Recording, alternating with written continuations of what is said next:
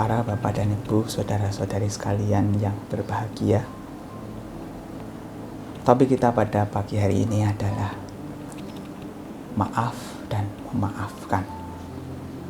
Satu kata yang mudah tetapi tidak mudah dilakukan. Meminta maaf kedengarannya sangat mudah, tetapi tidak mudah bagi sebagian orang. Memaafkan kelihatannya tidak butuh modal apapun, tetapi banyak orang belum bisa melakukannya. Para bapak dan ibu, saudara-saudari sekalian, memang kita sebagai manusia adalah orang makhluk yang tidak terlepas dari kesalahan. Sedikit atau banyak, pasti kita pernah melakukan kesalahan. Dalam kasus yang sederhana atau dalam kasus yang besar, kita pasti pernah melakukan kesalahan.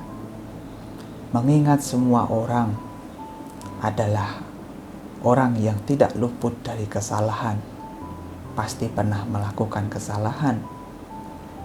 Makanya meminta maaf adalah hal yang baik, yang dianjurkan supaya kita bisa memperbaiki diri, mengakui kesalahan, dan tidak mengulangi kesalahan yang sama. Meminta maaf ini adalah salah satu cara yang baik supaya kita terbebas dari penyesalan. Karena memang di setiap kesalahan yang kita lakukan, pasti di sana ada penyesalan yang timbul setelahnya. Dan penyesalan ini biasanya menyebabkan kita tidak tenang, tidak damai, sehingga diliputi dengan ketakutan. Makanya kalau kita merasa sudah berbuat salah kepada orang lain, langkah yang selanjutnya yang baik untuk kita lakukan adalah kita meminta maaf pada orang tersebut. Meminta maaf, mengakui kesalahan, karena memang ini adalah hal yang tidak diinginkan. Ketika kita meminta maaf, pada saat itulah kita menyadari bahwasanya diri kita ada yang keliru, ada yang salah, yang perlu diperbaiki. Dan ketika kita minta maaf kepada orang lain, secara otomatis kita mengurangi keakuan, kita mengurangi ego yang menganggap diri kita yang paling benar. Karena biasanya alasan kenapa orang itu tidak mau meminta maaf, ya salah satunya adalah tidak mau dianggap salah. Dengan kata lain, merasa diri ini baik, benar, lurus, dan tidak pernah keliru.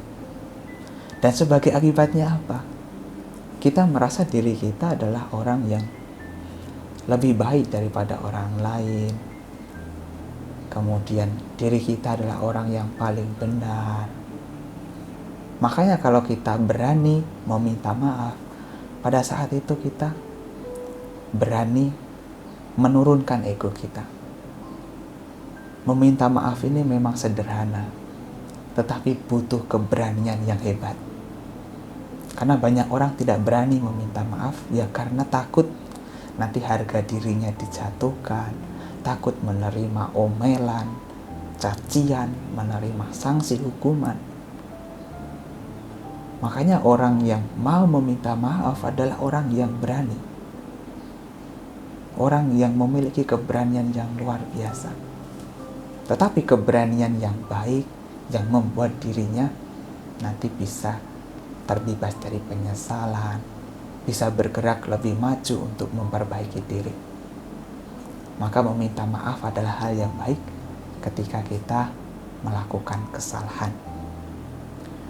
Yang kedua adalah memaafkan. Kadangkala meskipun memaafkan itu tidak butuh modal, tidak butuh biaya, terlihat sederhana sekali, tetapi tidak mudah bagi beberapa orang. Kenapa demikian? Ya karena orang itu beranggapan, masa orang lain sudah berbuat sebegitu kejam kepada saya, cuma minta maaf begitu saja. Masa orang lain sudah berperilaku buruk dan merugikan saya, masa cuma minta maaf? Nah, orang yang selalu berpikir demikian biasanya susah untuk memberikan maaf.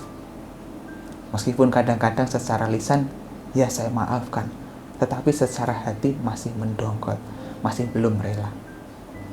Makanya orang yang mampu memberikan maaf adalah orang yang bijaksana, orang yang memiliki keberanian hebat, orang yang mau melepaskan egonya. Kalau kita tahu bahwasanya semua orang tidak luput dari salah, termasuk diri kita, pasti diri kita juga akan berusaha memaafkan. Karena sesungguhnya memaafkan itu bukan untuk orang lain, tetapi untuk diri kita sendiri. Kenapa demikian?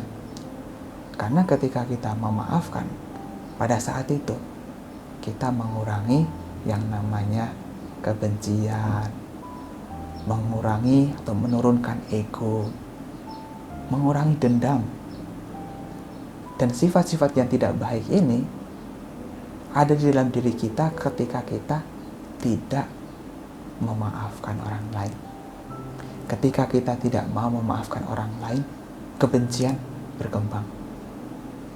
Saya harus membalas dia dengan sesuatu yang membuat dia nanti mendapatkan imbalannya. Ego kita semakin meningkat. Saya adalah orang yang benar, yang paling benar. Kemudian dendam kita, amarah kita juga meningkat. Sehingga kita akan melakukan upaya-upaya untuk menyakiti orang tersebut. Makanya ketika kita memaafkan, pada saat itu kita sesungguhnya mengurangi penyebab penderitaan kita. Ketika kita benci, ketika kita marah, ketika kita dendam, apakah kita bahagia? Tentu tidak. Makanya ketika kita mampu memaafkan orang lain, sesungguhnya kita mampu melepaskan sebab-sebab yang menyebabkan diri kita menderita. Maka memaafkan ini sesungguhnya bermanfaat untuk diri kita. Sang Buddha mengatakan, Akoci mang awadimang ajini mang ahasime ye catang upanai hanti werang tesang nasamati. Orang yang berpikir dia telah menghina saya, dia memukul saya, ia merampas milik saya, yang dengan berpikiran semacam ini, maka kebencian tidak akan sirna. Tetapi sebaliknya, Akoci mang awadimang ajini mang ahasime ye catang nupanai hanti werang tesu pasamati. Ketika pikiran dia menghina saya, dia memukul saya, dia merampas milik saya, sudah kita singkirkan, maka kebencian bisa segera berakhir. Maka ketika kita bisa menyingkirkan dendam, kebencian terhadap orang yang pernah berbuat salah kepada kita, pada saat itu kita mengakhiri kebencian. Dan siapa yang mendapatkan manfaat? Ya tentu diri kita. Selain ini akan memperbaiki hubungan, ini juga bermanfaat untuk diri kita. Karena kebencian pasti membawa penderitaan. Dan kalau orang lain melakukan kesalahan kepada kita karena kebencian, kalau kita balas dengan kebencian balik, maka kebencian tidak akan berakhir. Sebagaimana yang dikatakan oleh Sang Buddha, Nahi vere na verani sammanti dakudacana awere na ca sammanti Esa Dhammo Sanantano. Kebencian tidak akan pernah berakhir bila dibalas dengan kebencian. Kebencian baru akan berakhir bila dibalas dengan tanpa kebencian. Inilah hukum abadi. Kalau kita tahu tentang hal ini, pasti kita akan menurunkan kebencian kita kepada orang lain. Kita pasti akan menyingkirkan kebencian kita. Karena memang kebencian ini apapun alasannya tidak bermanfaat. Justru malah merugikan kita. Ketika kita mampu memaafkan orang yang bersalah, itu artinya kita adalah bijaksana. Karena memaafkan artinya kita tahu bahwasanya apa yang kita lakukan bermanfaat untuk diri kita. Selain daripada itu, tentu juga bermanfaat bagi orang yang minta maaf. Orang tersebut bisa terbebas dari penyesalan. Tetapi manfaat yang utama dari memaafkan adalah kita terbebas dari kebencian, dendam, dan niat menyakiti. Sang Buddha mengatakan bahwasanya orang yang bijaksana memiliki 3 karakteristik. Karakteristik yang pertama adalah mengetahui kesalahan sebagai kesalahan. Yang kedua adalah ketika kita mengetahui kesalahan, kita ada upaya untuk memperbaiki. Dan yang ketiga adalah ketika ada orang lain mengakui kesalahan kepada kita, kita memberikan maaf kepadanya. Kalau kita memiliki 3 karakteristik ini, kita tahu kesalahan sebagai kesalahan. Kita mau memperbaiki ketika kita pernah melakukan kesalahan. Dan kemudian kita mampu memaafkan orang lain yang meminta maaf kepada kita. Kita artinya adalah orang yang bijaksana. Meminta maaf sesungguhnya bermanfaat bagi diri kita sendiri supaya kita terbebas dari penyesalan. Dan meminta maaf adalah langkah yang baik sebagai awal untuk memperbaiki diri supaya kita tidak mengulang kesalahan yang sama lagi.